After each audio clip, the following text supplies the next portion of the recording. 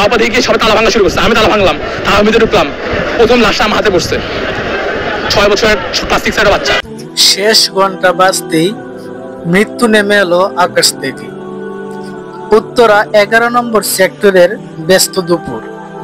Milestone school and কলেজের বারান্দা, মাঠ আর ক্লাস গর্তকণ শিক্ষার্থীদের সরব কোলাহলে মুখরিত। সকাল 9টা থেকে ক্লাস চলছিল। শেষ ঘন্টা তখন মাত্রই বাজানো হয়েছে। শিক্ষার্থীরা ব্যাগ গুছাচ্ছে, কেউ কেউ বন্ধুদের সঙ্গে ছবি তুলছে, আবার কেউ কেউ নিচে নেমে মা বাবার অপেক্ষায় দাঁড়িয়ে আছে। কিন্তু হঠাৎ একটি অজানা গর্জন, যেন আকাশ ফেটে পড়ল। শিক্ষার্থীরা ভয়ে মাথা তুলতেই দেখতে পেল একটি যুদ্ধ বিমান হঠাৎ করে নিয়ন্ত্রণ হারিয়ে একেবারে স্কুল ভবনের দিকে ধেয়ে আসছে। সবার চোখের সামনে মুহূর্তেই ঘটে গেল ভয়াবহ এই দৃশ্য। বিমানটি বিকট শব্দে আছড়ে পড়ল স্কুলের একটি ভবনের উপর। সঙ্গে সঙ্গে ছড়িয়ে পড়ল আগুন, ধোঁয়া আর কান্নার আর্তনাদ।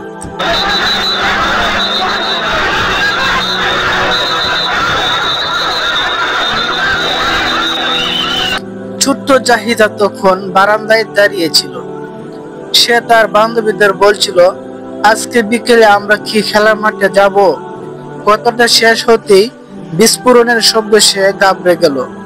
চোখ খুলতেই দেখে তার চারপাশে ধোঁয়া, আগুন আর আহত বন্ধুরা। জাহিদার পাশেই ছিল রাব্বি। আগুনে তার হাত পুড়ে গিয়েছিল। সে শুধুই কাঁদছিল, আম্মু আম্মু বলে। তৎক্ষণাৎ ফায়ার সার্ভিস, পুলিশ, সেনাবাহিনী ছুটে আসে। বাচ্চাদের কেউ বাঁচাতে ছুটছে, কেউ আবার আহত অবস্থায় অ্যাম্বুলেন্সে তুলে দিচ্ছে। চারপাশে যেন হাহাকার। অভিভাবকরা ছুটে এসেছে স্কুলের গেটের সামনে। কেউ তার ছেলেকে খুঁজে পাচ্ছে না, কেউ আবার মেয়ের রক্তাক্ত জামা দেখে মূর্ছা যাচ্ছে। মা, আমি কি বাঁচবো না? বার্ন ইনস্টিটিউটে নেওয়া হয় কয়েকজন ছাত্রীকে। তাদের একজন চুপচাপ বিছানায় শুয়ে বলছিল, মা, আমি কি বাঁচবো না? আমি তো শুধু ক্লাস শেষ করে নিচে যাচ্ছিলাম। মায়ের চোখ দিয়ে অজরে পানি ঝরছে। তার কাছে কোনো উত্তর নেই। একটি প্রশ্ন রেখে গেল এই দুর্ঘটনা, আকাশ থেকে মৃত্যু কেমন করে নেমে আসে? তাই এদিন সবাই নিজের চোখে দেখলো। এত প্রাণ ঝরে গেল, কত স্বপ্ন আগুনে পুরো ছাই হয়ে গেল।